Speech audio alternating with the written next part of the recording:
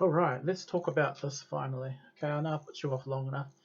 I tried to approach this a different way. I mean, I really tried to listen to the CDs as much as possible and try and take notes and everything, but I just realized this was going to become very complicated and very convoluted, so I've decided I'm going to really simplify it because I really want to get a lot of use for this. No one's really done a comprehensive review of this album yet, honestly. I mean, if they have, I haven't seen it. I've only seen like first impressions and people talking about one or two discs. I mean, Peach and Black have gone all exclusivo, so I haven't heard their opinions on this stuff, you know, I mean, which is a shame, really. I mean, they're shooting themselves in the foot by going all exclusivo. Unfortunately, greed has become more common as we enter the COVID 20s. You know, I mean, I'm not for greed. Everything I do forever will be free.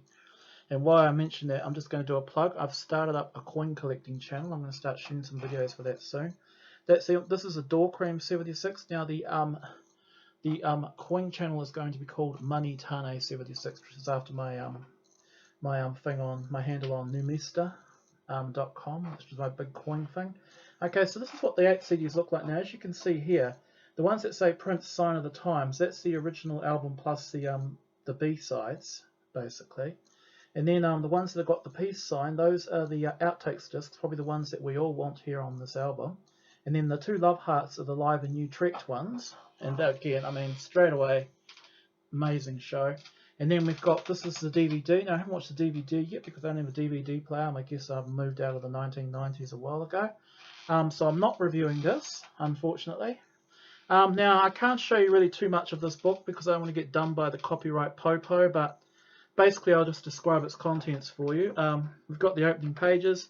We've got basically a foreword from Lenny Kravitz, another one from Dave Chappelle, you know, Mr. I'm Rick James, bitch, you know, basketball. That's right, skirts versus the blouses, you know. Okay, then we've got an article about, 1987 and how it affected Prince. Then another one which talks about how Prince recorded the music between 85 and 87. Some great photos as well. And that's a good long one. Then we've got a big photography section, mostly showing pictures of Prince. And I know I shouldn't do this, but some really good ones of Sheila E. and Kat. I just love these pictures. They're just so stylish. I mean, you see they're getting into that whole sort of 1987 style mullet. And I'm showing these too because all of you people who have seen the Love Sexy videos and seen Love Sexy images, remember how Prince had those images of him, like wearing those really high sort of 1940s zoot pants and the long flowing girl hair, and the two girls were around him and they looked like a group of triplets. Well, here, this is a year earlier where they were in the big sort of floppy Jennifer Beals type sweaters, flash dance, and the hair's more permed and more black looking, so I think they look a lot blacker here than they did in 88 when they're trying to look a lot whiter. Sorry, I know that's controversial, but I think that Prince really got a lot paler between 87 and 88 because here he still looks like a brother, I mean, this is a great one. I know I should be showing shit, but that's a wonderful one of Kat dancing. And that's just Kat. I mean, just look at those dancers' legs, I mean, she could move. I mean, you just watch those shows and just see her fly around the stage, I mean, nobody can keep up with the amazing Kathy Glover, basically. Yep, this outfit here just cracks me up every time. These polka dots. The Prince was rocking this look before the Love Sexy. What I love about this whole era, though, is even though Sign of the Times is a great era by itself, is it's just all really, in a lot of ways, the style and the setting is a very big sort of, prequel to Love Sexy. Okay? Then we've got an article here about Susan Rogers, which is really good. I mean, she writes some stuff. We've got photographs of the lyrics, clearly one written on bits of notepaper on a record sleeve. And then we've just basically got details of the music itself, basically, showing the singles. Again, the cassette covers. I mean, this type of thing goes back to 1999 Super Deluxe. And then we just got basically notes. This is what we all came to see, the notes about all the songs, and I mean the outtakes, basically. And it's just a great book. I think it's totally worth buying, and yeah, so that's the contents of the book. Now let's move into the music. Now, I'm not going to spend ages and ages talking about the original albums and the remastering. Well, first of all, you know what I am. I'm no audio engineer. I'm not one of those people who sits behind working levels. I've never worked in a studio. I don't even think I've ever been in a studio. So I'm not going to give you a big essay about, how, you can hear the bass better on, It's Going to Be a Beautiful Night or any of that shit, basically. I put the album on and I compared it to my original album. Okay, I've only got iTunes. I don't have a CD player or anything, and I don't have a lot of stuff, really, do I? But anyway, and apart from it being louder, okay, I'm hearing a few more horns. I'm hearing some finer, instrument lines. But realistically, I don't think the remastering's done much. I mean, even though it's definitely a lot louder, which is one good thing I like. I wanted to hear a door and expected to have my head blown off. I didn't really have it blown off. I just thought, well, it's a door. It still sounds great, It still sounds great. I mean, I definitely would listen to it more. It's definitely an improvement on the old album, but it's not like the type of thing that's going to basically stop the movement of the earth. But I'm grateful. Now let's talk about single mixes and edits. Well, again, this whole thing is lost on me. Sorry to say. Don't worry, when we get to the outtakes, I'm going to put a bit more meat into my review. I just have to get through all these preliminaries like the book and the packaging and just the free throwaway discs, pretty much. I have all of the singles basically, except for a 12-inch of If I Was Your Girlfriend. So I'm already really familiar with most of this stuff. And of course, if you have Ultimate Prints, you also have those long mixes of You Got the Look.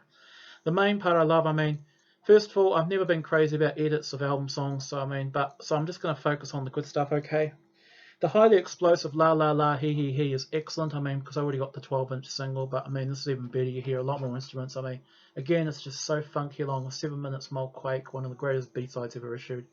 Pretty much, I mean, it's really up there with sort of like, you know, the long version of I Wish You Heaven. I know that's on another album. Shockadelic, okay, it's good to hear a full length there. I love the version of Oh You Got the Look. It's got like the opening part where it goes, you've got that jangly bass loop at the start. Hot Thing, well, I mean, do we really need 3 versions of Hot Thing? It's an okay song, but I mean, it's hardly a door. But I mean, compared to all the other usual single mixes and edits, I mean, it's actually not a bad disc. I mean, it's quite welcome. I mean, I know that when I'm doing these reviews, not everybody's got every vinyl single or every single off the album like I have. In fact, probably very few of you have. And I mean, some of the people I know, like DJ Daffy and some of these hardcore cats on the org, have got all of this shit many times over. And especially you, Mr. J3121, I know you've got all this stuff and you're hearing it all. But, you know, so I mean, it's great stuff, basically. I mean, it's a great opening, you know. I mean, I think part of the reason why it's been so long to get this review out is because there's just so much music here. I mean, if you were to sit down and listen to it for like 8 hours, first of all, I couldn't sit still for 8 hours. I'd have to find some shit I need to do. You know, there'd be some job around the house. I have to cook a meal, or I have to go to work, or my partner might need something, or I might have to go and get something. I mean, it's great when you're like 16 years old and you've got no responsibilities. But when you're 45 and you're running a household, it's very fucking hard to sit down for like, you know, 8 hours and listen to some music, you know what I mean? So you're listening to it in bits and pieces. And with this album, what I did was I took the CDs and played them on my car CD player, and I got a bit frightened because that CD player is from 2006. It's a bit lethal, but all the CDs seem to have pulled through well. So I mean, I've been hearing bits and pieces here and there, you know. And the good thing too about the Vault tracks is I already had a lot of them on bootleg, but I mean, some of the bootlegs, like perfectly released prints, you know, it's just some of them are really high quality, others are completely nasty quality. So I have some idea about some of these songs, but generally, great start. Next video, we're going to talk about those Vault tracks, basically. And yeah, so peace and be wild. And like I said, if you don't have this thing, you know, the good thing about this was that it just came off the box, basically, which really pleased me. So there you are. Okay, next video will be about the Vault discs. Alright.